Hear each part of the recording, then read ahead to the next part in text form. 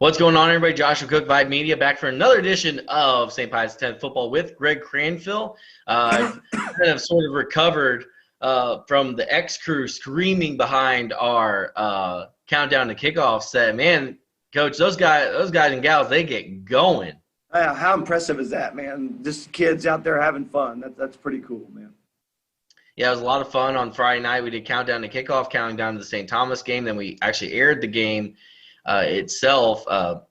In the end, St. Thomas comes away with the win, but your team had a couple exciting plays in it. The big touchdown to Jackson Mobley, and then of course the the kind of the Iron Bowl-esque, pick it up and run it back for a touchdown of missed field goal, which I was kind of trying to figure out during the play. I was like, I think that's a live ball. And all of a sudden he's running down the field and no one's blowing whistles. And I see you in the video just kind of waving your arms saying, go, go, go. Yeah. So very exciting play by Pius Hayes. The thing about it is, I mean, in all honesty, we talk, rules. If we block a kick on their side, we pick it up. If we block a kick and it goes on our side, we're supposed to leave it alone.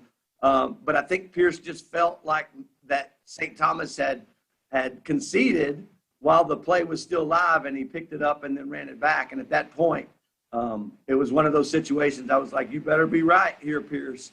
And he was, and the guys rallied and did a good job of returning it. So big play, obviously big play, and then something that we can learn from in the future. So.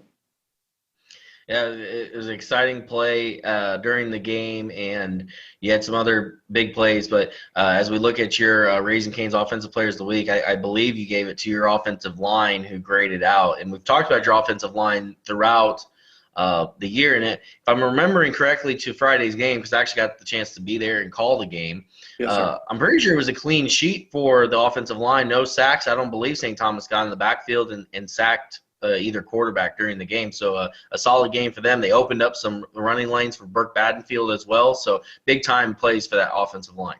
Absolutely. And you're exactly right. We've talked about it week in and week out. It's the most consistent group that we've had as a whole. And they work their tails off, and they come to work every day ready to go. And I've been real happy with them. And that's an understatement. I think they have far exceeded. I expected a lot from them, and I think they even far exceeded any expectation that I had for each one of them. And it's a good feeling to know that group is gelling, because we talk about this week in and week out. We're this far away, but we're this far away, and I think as long as you're playing well up front, then you've got a chance. I don't think from a quarterback perspective, you're worried about people free running through or anything like that, because they're going to take care of you. And then I think as a back, it's just a matter of trusting your reads that the offensive line gives you, and then go with it. And like I said, we've been real happy with our offensive line. And we talked about Burke Badenfield a little bit, and he's really he's come up a lot this season during our show. And Defensive Player of the Week, I think he was co-Defensive Player of the Week this week with Carson Hintz. But what impressed me the most about this young man is just the fact that he plays both sides of the ball and is really effective on both sides of the ball. He was really kind of the biggest part of your run game on Friday night, picking up 8, 9, 10 yards of chunk yards every time he touched the football.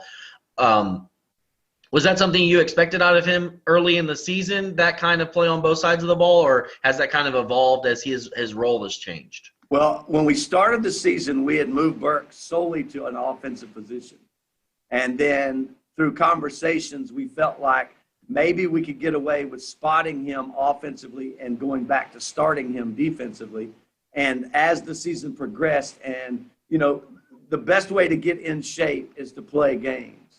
And through that process, now later in the season, obviously Burke is in a position in which he can play the entire game on both sides of the ball. And like you said, still be effective. So I would say no, we probably thought he was going to be more offensive side, but he's so dynamic as a defensive player, as well as a bunch of our other players, that we just felt like we've got to find ways 100% of the time to put our best 11 on the field, and that's what our focus is. When we meet as coaches on the weekend, that's the question I ask. Do we have our best 11 on the field? And if not, then we make changes. And that changes week to week, injuries or whatever it may be. It will change, but that's, I think any coach, that's the number one question they ask. Is our best 11 on the field? And then we often ask ourselves, and this is a question I've asked myself, when that clock goes zeros, okay, when that clock goes zeros and say we are on the bad end of it and we've lost the game, am I okay turning around, looking on the sideline and seeing the players on the sideline that are not out on the field? In other words, should we have put one of them on the field and know that's our best 11? And that's just something that we deal with as coaches on a constant basis. So last week, St. Thomas, big rivalry game, coming a little short. This week, you get San Antonio Christian. This is the final district game for your regular season, and then you'll, of course, close out with the non-district against Beaumont Kelly. You travel to San Antonio to take on San Antonio Christian. I know throughout the year and throughout last year and this year when we've talked about it, it's not really about who you're playing. It's about your locker room and what you all have to do. As you look back on last week, and I know injuries caused some things to change and stuff, but what do you want to see your football team do better at this week against San Antonio Christian as y'all go on the road? Yeah, I think it comes down to just finishing. We were in situations against St. Thomas, against Central Catholic, against Antonian. We were in situations, you go all the way back to Concordia Lutheran, in which we had opportunities to extend drives, and people, they think about points, but the reality of it is, for us, it's about making first downs. And the explosive plays and points will take care of themselves. And we didn't do that. We were 2 of 10 on third down situations. And that's not 10 third down and 10s or third down and 11s. We were in some third and mediums that we feel like we had some opportunities, and we've just got to execute those particular plays. I think that's what it comes down to. I think we had guys in the right spots defensively on some of St. Thomas's explosive plays where we just didn't make the play. And so that's what we're talking about. In each individual play, we want guys to start fast and finish strong on each play. So that's what we want to see. We want to see guys that are finishing plays. Yeah, and another note, just from Friday night's game, being there and stuff, the one thing I noticed about your defensive unit is as far as the run game, when they bottled St. Thomas up pretty well. They didn't really let the running back get, north to south. They really kept him to sideline on a lot of those plays, and it looked like a lot of, get to the football, because it wasn't just one black jersey there. It was 2, 3, 4 by the time, he started to try to turn up the field. Were you impressed with, on film, kind of your run defense and how they were able to kind of keep that running game secluded for St. Thomas at times? At times, because they busted one big run for 72, and like I said, they had some other good runs as well. But I was happy in the way that we rallied to the football. When we watch defensive video, one of the things that we look at is how fast each person is playing. If you get blocked, you get blocked. I mean, that's just part of football. But do you have a relentless effort that is just magnetized by the ball, or are you just a part of the play? And if you are just a part, we want you out, and we want to find guys that, regardless of the situation, will just hightail it and go. Even on the 72-yard run, Jackson Mobley, who was the backside corner, goes all the way across the field and makes the play. That's the type of things that we want to see, as opposed to just guys that shut it down and let things happen. When you have guys like Carson Hintz and Hayden Lawrence and a couple of other, Pierce Hayes and a couple of other defensive players and Burke that are rallying up tackles, we don't want people to sit back on their heels and think they'll make it. They'll make the play. We want everybody to be an active participant in their own rescue. And we talk about white water rafting a bunch from our defensive side, in the fact that if you've ever been, when he tells you, I need a shot on the left side, if you don't do it and you just hold your oar, you take a chance of tipping the entire boat, or causing the entire boat to to basically have a wreck. And what we want is, if you've got an oar in your hand, if you're on the field, we want you to be an active participant, and that's kind of the expectation.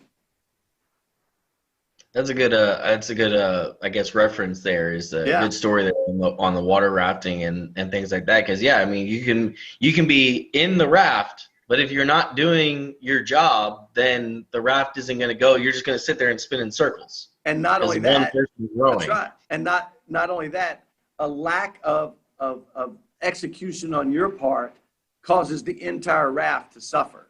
So I tell some of them, don't do it. You're not ready to get on the rapids, and until you figure out that it's okay to execute the first step. And it's. I know it sounds silly, but that's what it really comes down to.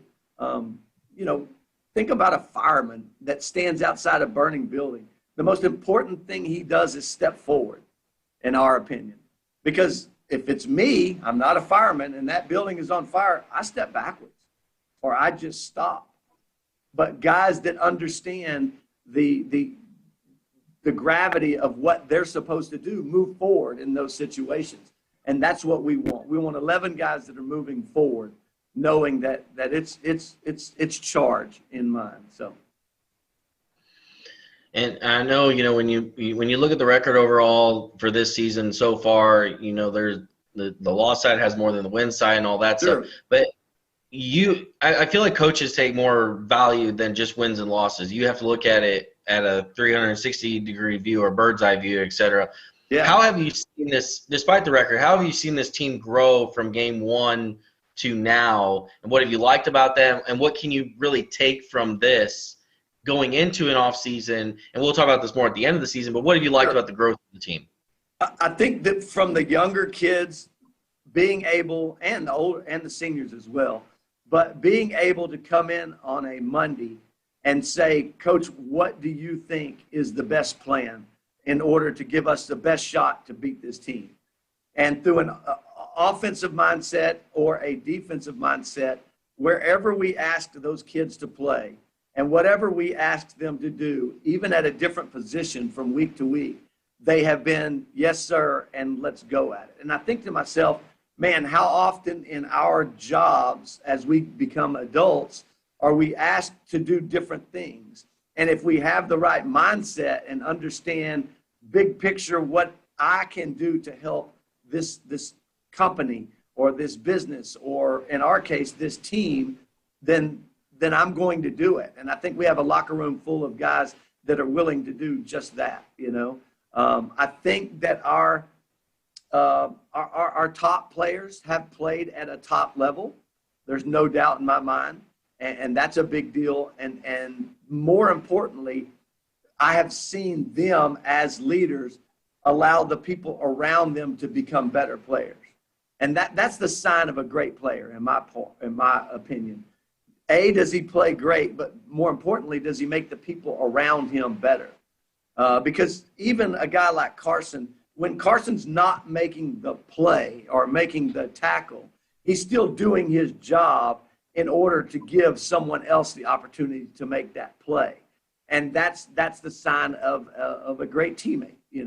I'm okay with Aiden Allen and Dylan Edwards and Jose Rivera and Hayden Lawrence not loading the bar up or loading the stat line up with tackles as our defensive linemen, because I know they're doing their job. When they get a guard pulling and their wrong shoulder and causing this humongous pile, and then allowing our secondary and backers to come make the play for -1, no one outside of our coaching office will ever applaud those guys for doing exactly what they're supposed to do.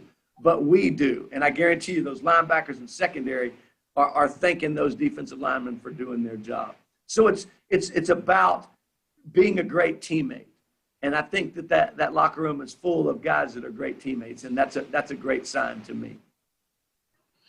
Yeah, and I think, like you said, the guys up front don't always get the props that they probably deserve, because at the end of the day, in the high school box score, you see the quarterback stats and the wide receiver stats and the linebacker stats. You don't see the pancakes and the the blocks and all that stuff. And like you said, I mean, even, Jose Rivera, I called his name on Friday night when he got into the backfield and made a tackle. And then Carson Hentz, he had 11 tackles, but there's a lot of also quarterback pressures that he had where he made you run out. And, I mean, Carson Hentz, I mean, he is a relentless linebacker. He will chase you down until – and to have a guy like that, and we'll end on this, to have guys like that, and we've talked about this all season, for younger guys to watch and see. I mean, you've got to be so proud of him, but also to use him as an example to say, hey, he didn't get the tackle or the sack on this, but look, he made the quarterback rush out of the pocket and throw it to the sideline, and that was an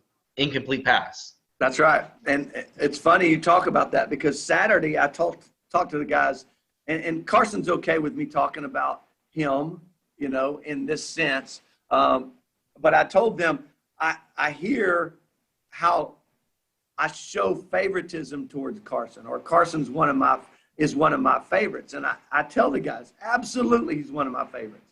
But I want you to understand, I have room in my life for 50 or 60 favorites, for 150, 100, 200 favorites. But there's a reason that he is, and that's because he studies his game plan, he works his butt off in practice, and that word that you use, relentless, is exactly how he plays on Friday nights.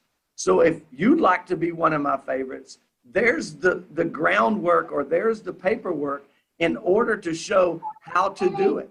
It's not by missing practice on Monday or going half speed on Tuesday or whatever it is. The case is play your butt off on Monday and Tuesday and Wednesday and Thursday, and then go reap the benefits of what you do on Friday night. And I think he, along with a lot of the other guys that we have on our team, are very capable of doing that, and they do that day in and day out on Fridays.